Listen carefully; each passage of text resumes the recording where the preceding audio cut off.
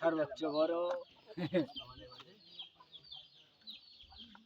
সবার থেকে মাছ বলো এই যে এই যে এই যে ফাঙ্গাস না ফাঙ্গাসের মতো এটা দেয় আর একটা সরবটি দিয়ে যে মাছ এরি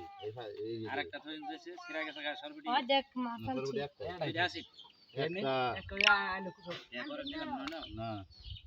এড়াই তো একটা মাছ হয়ে গেছে একটা মাছ ছিঁড়ে গেছে কাটো কাটা কাটা কাটবো আমি মতো কাটো আমরা কাটা হইতে